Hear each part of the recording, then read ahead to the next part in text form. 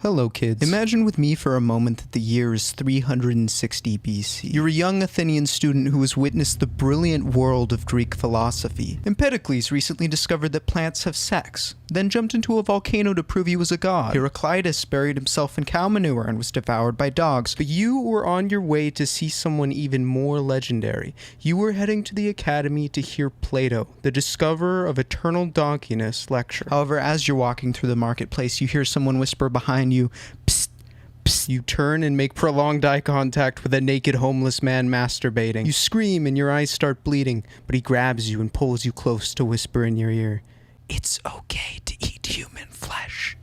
You may be thinking to yourself, gosh dang it, this is why I moved out of California. But what if I told you that you just met one of the greatest philosophers of all time? His name is Diogenes. You run for your life to the safety of the academy. That was a close one. Who knows what other strange secret pearls of wisdom you could have been exposed to. Your heart rate starts to calm down as you hear the sweet, familiar voice of Plato. The lecture today is about what human beings are. Human beings are featherless bipeds. Just then, the same naked guy bursts through the door with a poor chicken who's had all its feathers plucked out and throws it on the ground, screaming, "Behold, Plato's man!" The chicken's flopping around, Plato's crying because his whole theory is in shambles, while all you can think is, wow, he just might be a genius. Who was Diogenes? Diogenes was an exile from Sinope. He lived on the streets of Athens in a bathtub and lived as frugally as possible. All he carried around was a little knapsack. It is said that one of his only possessions was a bowl for water until he saw a kid drinking water out of his hands and decided that even the bowl wasn't necessary. It is said that on one occasion while eating dried figs, he ran into Plato and said, "Let me share them with you." Plato accepted the offer and proceeded to eat all of them. Diogenes said, "I said you could share them, not eat them all." These events precipitated a bitter feud. It is said that when Diogenes was invited to Plato's house, he started trampling on his carpets and said, "I trample on Plato's property." It was devastating revenge. When Plato was discoursing about the forms and used the word tablehood and cuphood, Diogenes said, "For my part, Plato, I can see a table and a cup, but not tablehood and cuphood."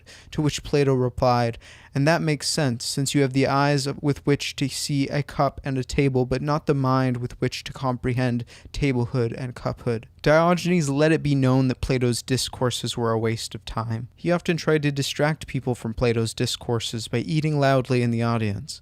Another time Plato said, "You are acting like a dog, Diogenes." Rather than being offended, Diogenes embraced the title and decided he would behave like a dog. He would walk barefoot in winter and endure all manner of hardships. He even tried to eat raw meat but found he couldn't digest it. This is how he got his title, Diogenes the Cynic, which basically means Diogenes the Dog-like.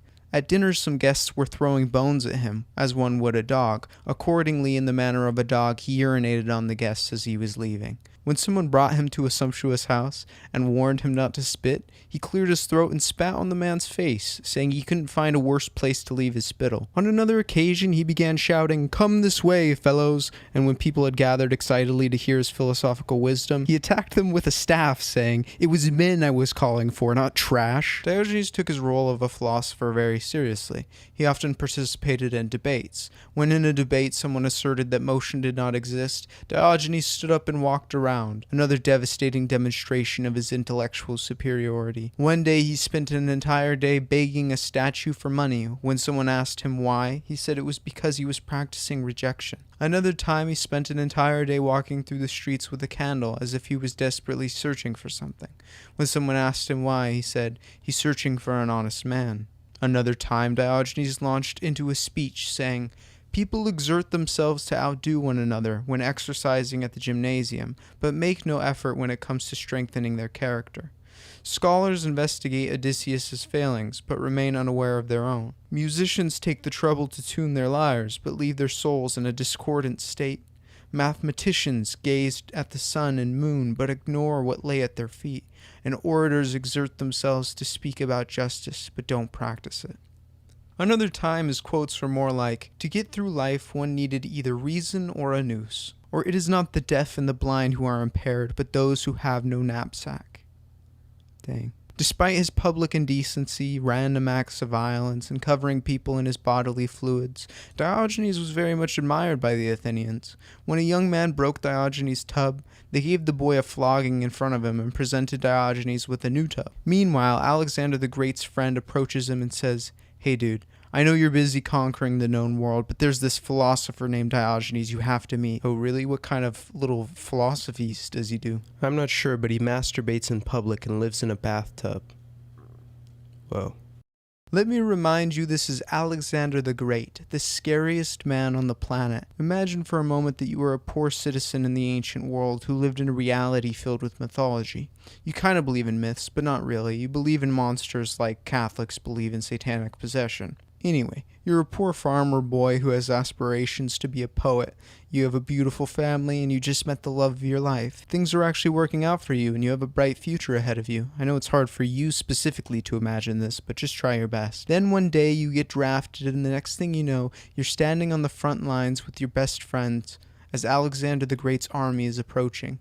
Your best friend Timmy is like, "Don't worry, we're gonna make it through this." Then all of a sudden a war elephant comes out of nowhere. You've never heard of an elephant, so you're thinking this is a literal monster spawned from the underworld with a giant nose-like thing and a humongous spear-sized tusk protruding from its face. You just look at your military commander for help and he screams, "Hold the line!" as a 5-ton monster that you can only assume eats people comes barreling full speed at you and your friends. Timmy is screaming on the ground, and you just hold up your wooden shield and pray to the gods. Then by divine chance, the elephant running towards you turns around completely and goes barreling towards Alexander's own army, killing a couple dozen of them, which happened quite often. For a brief moment, you have hope that you're going to make it out alive. You're convinced that the gods are real and answered your prayers because after all, monsters are apparently real. Then all of a sudden, Alexander the Great himself comes sprinting full speed towards you on the front lines with no regard for his own safety because he actually thinks he's the son of Zeus and invincible. You're next, so in a last-ditch effort, you thrust your spear and stab Alexander the Great in the shoulder before he can reach you. You did it. You conquered the greatest conqueror of all time, and hope returns, but Alexander just pulls the spear out of his body. It turns out Alexander has been maimed to near fatality in combat multiple times now, but apparently he actually is invincible or something, so he just decapitates you and continues fighting.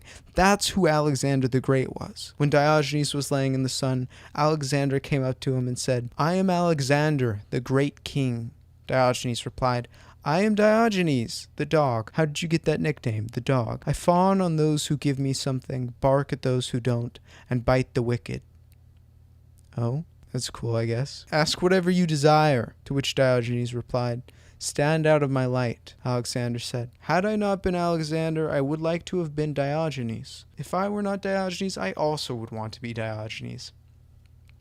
At this point, Diogenes' fame was hitting an all-new level. When invited to dinner, he said he would not go since last time around he had not been thanked. He knew his worth. Unfortunately, now people started targeting him.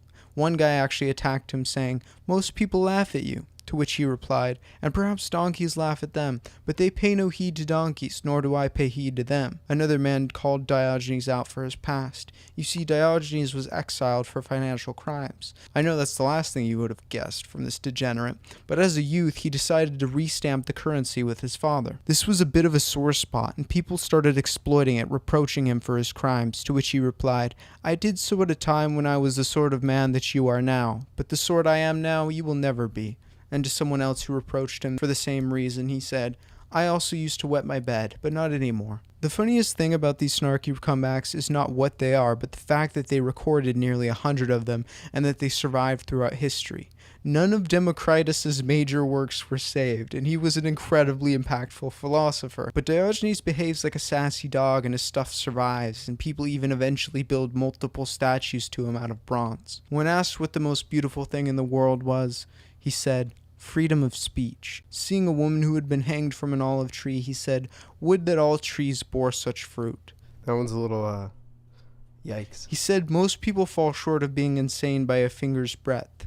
To an effeminately dressed boy who asked him a question, Diogenes said he would not reply unless the fellow pulled up his clothes and showed whether he was a woman or a man. At some point, Diogenes was captured by pirates and sold into slavery. At the auction, he announced, "Speak the word in case anyone wants to buy himself a master." When some guy purchased him, he said, "Be sure to do what I tell you." Diogenes was a living criticism of the cultural conventions of Athens through his action rather than his theory. He turned frugality and simplicity into virtues, And he was a new voice in the world of philosophy. a new dramatic statement on how to live well.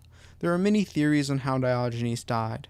Some say he choked on an octopus. Some say he was bitten by a dog and died.